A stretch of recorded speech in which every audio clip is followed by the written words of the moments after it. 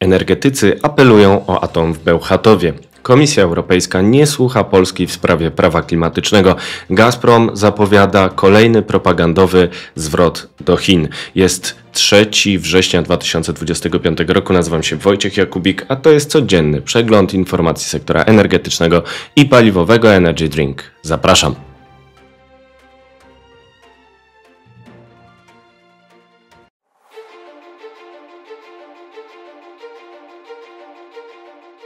Partnerem kanału Energy Drink jest Orlen. Zaczynamy jak zawsze od informacji dnia. Umowa o zwrocie Gazpromu do Chin, której jeszcze nie ma. Rosja śle w świat przekaz propagandowy o układzie na gazociąg do Chin. Prawda jest jednak bardziej skomplikowana, a do umowy na dostawy gazu jeszcze długa droga. Co mówi Gazprom o nowej umowie w Chinach? Prezes Gazpromu Aleksiej Miller poinformował 2 września, że doszło do podpisania memorandum wiążącego prawnie w sprawie budowy gazociągu Siła Syberii z odcinkiem Sojuz-Wostok przez Mongolię. Główny, fundamentalny dokument został podpisany. To memorandum wiążące prawnie, wyjaśnienie skali finansowania, te sprawy, które dotyczą warunków komercyjnych dostaw, one wszystkie zostaną teraz rozstrzygnięte, mówił Miller. Oznacza to, że nie ma jeszcze porozumienia o cenie dostaw gazu. Prezes Miller zaznaczył, że eksport do Chin jest obiektywnie tańszy niż do Europy przez krótszy szlak dostaw. Wariant Siła Syberii 2 Sojuz-Wostok ma mieć długość 2594 km, a gazociąg Jamał-Europa ma 4196 km. To zapowiedź, że cena może być niższa niż na rynku europejskim, pomimo możliwych kosztownych inwestycji w nową infrastrukturę. Gazprom wykonał studium wykonalności nowej wersji w 2022 roku i założył przepustowość 50 miliardów metrów sześciennych rocznie. Warto zaznaczyć, że Siła Syberii 2 z uwzględnieniem szlaku przez Mongolię o nazwie Sojuz-Wostok to druga wariacja na temat tego projektu dostaw do Chin, bo pierwotnie miał się ciągnąć przez rzekę Amur pod nazwą gazociąg Altaj. Mongolia zadeklarowała organizację projektu przez samorządy lokalne, ale potem nie uwzględniła tego projektu w swym programie działania na lata 2024-2028. Nie jest jasne, czy Ulaanbaatar zaangażuje się w ten projekt. Szef Gazpromu zaznaczył, że będzie to teraz największy i najbardziej ambitny i intensywny kapitałowo projekt globalnego sektora gazu. Może się okazać, że większa część tego ciężaru spadnie na Rosjan. Co faktycznie się stało? Do momentu publikacji tego materiału nie było wzmianek o memorandum na stronie CNPC z Chin. W sumie zostały podpisane 4 dokumenty Gazprom-CNPC. Memorandum bazuje na deklaracjach prezydentów Chin, Rosji oraz Mongolii. Nie wiadomo, na jakiej zasadzie ma być wiążące prawnie, skoro memoranda są wyrazem woli, które nie zobowiązuje do określonych usług w przeciwieństwie do kontraktów. Przy okazji szczytu doszło także do podpisania odrębnego kontraktu Gazprom-CNPC w sprawie zwiększenia dostaw gazu przez istniejący gazociąg Siła Syberii 1 z 38 do 44 miliardów metrów sześciennych rocznie. Ten gazociąg ma osiągnąć pełne wykorzystanie przepustowości 38 miliardów metrów sześciennych dopiero w 2025 roku. Kolejna umowa zakłada zwiększenie dostaw gazu szlakiem na Dalekim Wschodzie z 10 do 12 miliardów metrów sześciennych rocznie od stycznia 2027 roku. Chodzi o gazociąg Sachalin-Chabarovsk-Władywostok, pozwalający na eksport drogą morską do Azji. Do sukcesu długa droga. W Pekinie nie został podpisany żaden kontrakt z udziałem firmy mongolskiej. Nie ma ustaleń o terminie budowy gazociągu oraz formule współpracy na odcinku mongolskim. Memorandum Gazprom-CNPC z 2 września rozpoczyna negocjacje, które w przypadku Siły Syberii 1 trwały dekadę, a budowa od umowy na dostawy z 2014 roku zajęła kolejne 6 lat. Umowy na większe dostawy przez Siłę Syberii 1 i na Daleki Wschód nie mają znaczenia dla zwrotu Gazpromu do Azji, bo bazują na bazie surowcowej Syberii Wschodniej. Tylko Siła Syberii 2 korzystałaby z bazy na Półwyspie Jamalskim, który jest obecnie dedykowany Europie. Unia Europejska odebrała w pierwszej połowie 2025 roku 8,5 miliarda metrów sześciennych gazu z Rosji. Zrobili to ostatni klienci na Słowacji i Węgrzech. Unia planuje porzucić całkowicie dostawy gazu rosyjskiego do 2027 roku w ramach propozycji legislacyjnej REPowerEU. To odpowiedź na kryzys energetyczny podsycany przez rosyjski Gazprom ograniczający podaż gazu od 2021 roku przed inwazją Rosji na Ukrainie. Ten rosyjski koncern stał się wówczas narzędziem wrogiej polityki Kremla i zapłacił za to utratą większości rynku w Europie. Co dalej?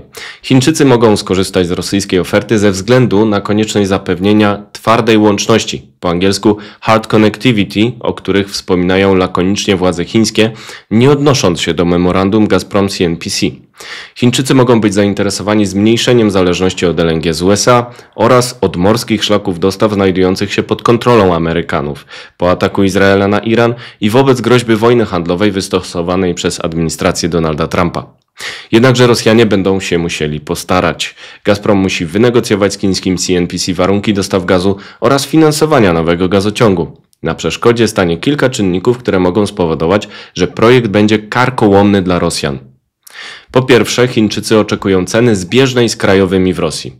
Taki pułap wykluczałby zwrot z inwestycji w nowy gazociąg, nawet w razie częściowego opłacenia jego kosztu przez stronę chińską, która dotąd była niechętna.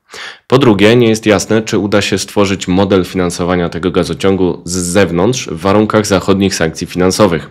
Chińskie banki wycofują się z finansowania projektów w Rosji ze względu na te restrykcje. Poszukiwanie pośredników może być zaś trudne, a alternatywa to zrzucenie całego ciężaru na instytucje rosyjskie. Propagandowy sukces z Pekinu może zostać okupiony istotnymi ustępstwami Gazpromu, który po utracie klientów w Europie w kryzysie energetycznym znów stanie się narzędziem polityki zagranicznej Kremla, tym razem mającym cementować współpracę Chin i Rosji nawet kosztem własnych interesów ekonomicznych. Czas na pozostałe wieści, na początek z Polski.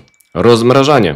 Resort Finansów oczekuje, że w 2026 roku taryfa na energię dla gospodarstw domowych znajdzie się poniżej 500 zł za megawattogodzinę, poinformował minister finansów i gospodarki Andrzej Domański w PAP. 500 to pułap mrożenia. Minister przypomniał, że od początku roku ceny energii w kontraktach na 2026 rok spadły już o 10%. Kontra opozycji. Były premier Mateusz Morawiecki zapowiada prezentację programu gospodarczego zakładającego obniżkę cen energii dla gospodarstw domowych o 30%. Zamierza omówić szczegóły na forum ekonomicznym w Karpaczu. Atom w Bełchatowie? Polska Grupa Energetyczna Górnictwo i Energetyka Konwencjonalna apeluje o budowę elektrowni jądrowej w miejsce węglowej w okolicy Bełchatowa. Wiceprezes Wiktor Płóciennik przyznał, że ta spółka analizuje także wykorzystanie małych reaktorów jądrowych SMR w innych lokalizacjach powęglowych, a więcej u mnie na blogu. Terminy gonią. Wiceprezes Polskich Elektrowni Jądrowych Piotr Piela mówił na konferencji Energetyka Bełchatów, że plan zakłada otrzymanie zgody Komisji Europejskiej na model finansowy elektrowni jądrowej do grudnia 2025 roku i zawarcie umowy o budowie EPC do marca 2026 roku. Chce wylewać beton jądrowy w 2028 roku. SMR pod lupą.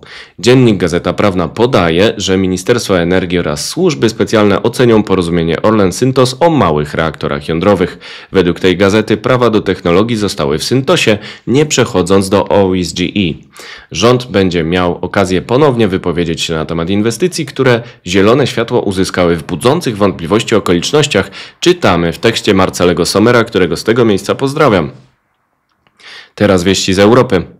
Atom na ratunek. Francuski EDF przedłuży pracę dwóch reaktorów elektrowni Heysham 1 oraz Hartlepool w Wielkiej Brytanii do marca 2028 roku. Pierwotnie miały zostać wygaszone w 2014 roku. Utrzymanie bloków obniży zapotrzebowanie wysp na gaz ziemny. Jest możliwe po inspekcjach potwierdzających bezpieczeństwo techniczne. Polityczne prawo klimatyczne. Polskie postulaty rewizji prawa klimatycznego nie zostały wysłuchane. Polacy alarmują w kuluarach Brukseli, że Komisja nie analizuje merytorycznie apeli o reformę, jak o offsety emisji CO2 dla przemysłu. Polska domaga się decyzji o prawie klimatycznym w Radzie Europejskiej, w której panuje istotna opozycja wobec tego planu. Prawo wprowadza wiążący cel redukcji emisji CO2 o 90% do 2040 roku. Węgiel na dłużej. Rumunia chce opóźnić wyłączenie 2,6 GW elektrowni węglowych o co najmniej 5 lat. Rozmawia na ten temat z Komisją Europejską. Powód to opóźnienie budowy elektrowni gazowych. Wcześniej umówiła się na wygaszanie od 2025 roku w zamian za wsparcie w Krajowym Planie Odbudowy finansowanym ze środków europejskich. Jeszcze wieści ze świata. Sąd przeciwko aktywistom. Amerykański sąd apelacyjny uznał, że administracja Donalda Trumpa miała prawo wycofać $16 miliardów grantów Agencji Ochrony Środowiska na rzecz aktywistów zajmujących się zmianami klimatu. Była to część ustawy Inflation Reduction Act ekipy Joe Bidena. USA u brzegów. Według dyktatora Wenezueli Nicolasa Maduro ruchy floty USA u jej wybrzeży to zamach na ropę, gaz, złoto i inne minerały za darmo. US Navy zbliżyła się do brzegów tego kraju i prowadzi operacje przeciwko kartelom narkotykowym, m.in. poprzez ataki fizyczne. Atomowy sojusz Chin i Rosji. Rosatom deklaruje gotowość do wsparcia Chin przy budowie elektrowni jądrowych. Chiny mają wielki plan rozwoju energetyki jądrowej.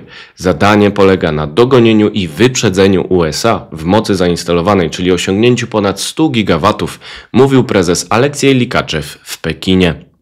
To wszystko w materiałach przygotowanych dzisiaj, następna oczywiście już jutro, więc zapraszam Państwa serdecznie. Do zobaczenia, do usłyszenia.